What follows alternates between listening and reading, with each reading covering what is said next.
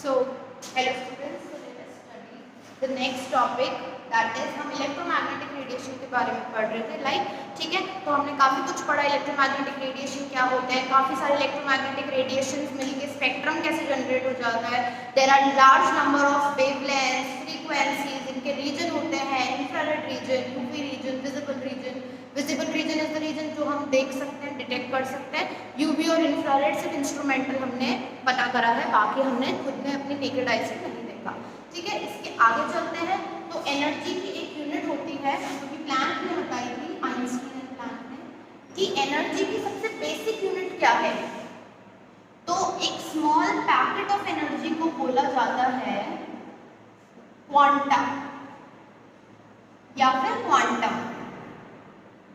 This is the small packet of energy, छोटा सा energy का एक पैकेट है ना, उसको बोला जाता है क्वांटम।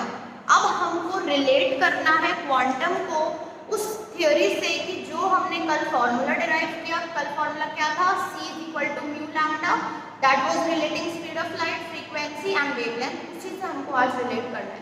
तो हम एनर्जी को रिलेट करते हैं। तो प्लैंक ने इस हिसाब का एक डेटा दिया था, एक एक्सपेरिमेंट परफॉर्म किया था, इन विच he gave this formula, E is directly proportional to mu।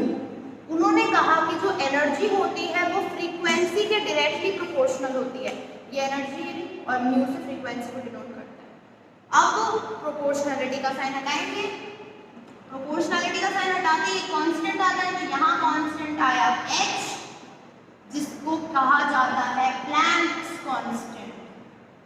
Planck ने दिया था तो प्लैंक्स कांस्टेंट वैल्यू होती है 6.626 into 10⁻³ 34 joule second. This is the value of Planck's constant and this formula was given to quantum mechanics. इसको और हम generalise कर लेते हैं। तो म्यू का हमें फॉर्मूला पता है, c = mu लैम्डा था, तो कन्वर्ट करके c/λ। So these are the two formula which can help us a lot during solving the numericals. Right? You can note it down. Next topic is your photoelectric effect. ठीक है, तो photoelectric effect आप समझने की कोशिश करो कि what exactly is photoelectric effect. This is कि अगर एक मेटल है और ये उस मेटल का सरफेस है, ठीक है, इसके मेटल के सरफेस पे ऑब्वियसली इलेक्ट्रॉन्स प्रेजेंट होते हैं, है ना। तो अब हमें इन इलेक्ट्रॉन्स को इससे इजेक्ट करवाना है, बाहर निकालना है। तो एक कॉन्सेप्ट आया कि अगर यहाँ पर कोई रेडिएशन स्ट्राइक करे इस मेटल के सरफेस को, कोई रेडिएशन आए और इस मेटल के सरफेस पे स्ट्राइक करे, तो इसमें से इलेक्ट्रॉन्स बाहर इजेक्ट हो जाएंगे।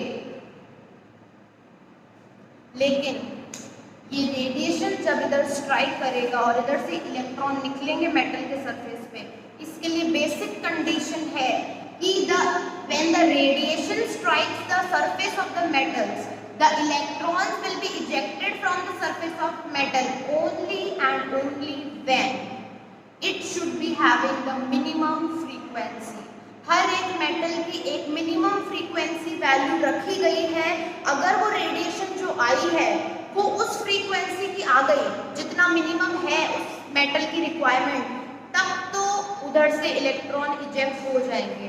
अगर फ्रीक्वेंसी इसकी रेडिएशन जो आया है उसकी फ्रीक्वेंसी इज लेसर, अगर कम है, then electrons will not be ejected from the surface of metal.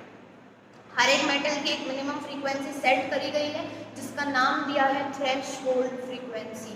Threshold frequency क्या होती है?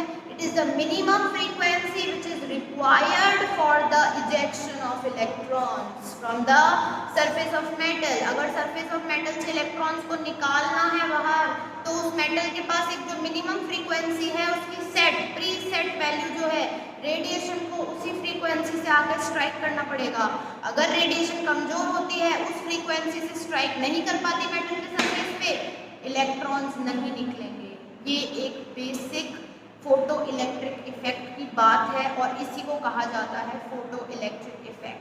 अब अगर हम बात करते हैं कि how many electrons will be ejected, चलो फ्रीक्वेंसी मैच हो गई कि हाँ ठीक है, इसकी जितनी फ्रीक्वेंसी रेडिएशन उसी फ्रीक्वेंसी की आ रही है, इसमें से इलेक्ट्रॉन्स निकल सकते हैं। अब क्वेश्चन आएगा कितने इलेक्ट्रॉन निकलेंगे, तो इसका जवाब क्या है, ये डिपेंड करता है कितने इलेक्ट्रॉन निकलेंगे, वो किस चीज पे डिपेंड करेगा, it will be depending on intensity of light. ये रेडिएशन जो आ रही है, ये लाइट जो आ रही है इसके सरफेस पे स्ट्राइक जब कर रही है, वो कितनी ब्राइटनेस से, कितनी इंटेंसिटी से आ रही है।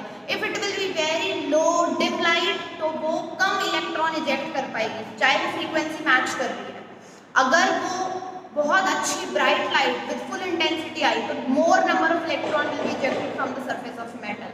ठीक है, तो बेसिक कंडीशन क्या हो गई कि मेटल के पास में मिनिमम जो फ्रीक्वेंसी है रेडिएशन, उसी फ्रीक्वेंसी का तो आना ही आना चाहिए, थ्रेशोल्ड फ्रीक्वेंसी का तो आना ही चाहिए, उससे ऊपर भी आ सकता है।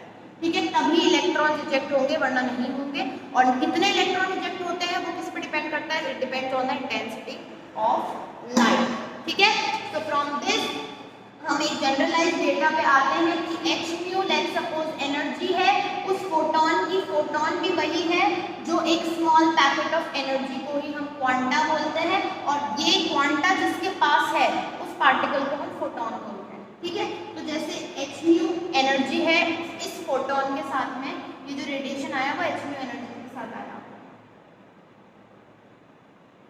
और इसमें से मिनिमम जो हमें रिक्वायर्ड है वो हमने लिख लिया H mu not. Mu naught क्या है, थ्रेशोल्ड फ्रीक्वेंसी है, और ये है नॉर्मल फ्रीक्वेंसी।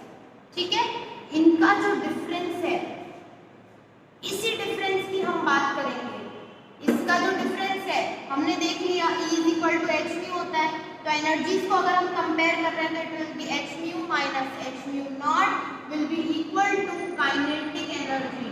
किसके बराबर बताई गई, kinetic energy half m v square, and m will be of electron, mass of electron. ठीक है, इसको और सिंपलीफाइड फॉर्म में हम कैसे लिख सकते हैं, h कॉमन ले लो, mu minus mu not is equal to half m v square, right, we can write this. और how we can write, mu को और चेंज कर सकते हैं, हमें पता है म्यू क्या होता है, c अपॉन लैम्डा, तो we can write c upon lambda minus c upon lambda not is equal to half m v square, है ना। c भी कॉमन ले लो, hc 1 upon lambda minus 1 upon lambda not is equal to half m v square. तो देखो इतने सारे आपको फॉर्मूलेज मिल जाते हैं फोटो इलेक्ट्रिक इफेक्ट के, जिससे आप large number of numerical solve कर सकते हो। न्यूमेरिकल आपको इसके ऊपर भी मिल जाता है डायरेक्ट फॉर्मूला, न्यूमेरिकल आपको इस पे भी मिलता है, न्यूमेरिकल इस पे भी, इस पे भी, इन सब फॉर्मूलेज पे आपको न्यूमेरिकल्स मिल सकते हैं। हर तरीके से न्यूमेरिकल आ सकता है इन quantum mechanics, right. So then we'll continue tomorrow. Thank you so much for watching.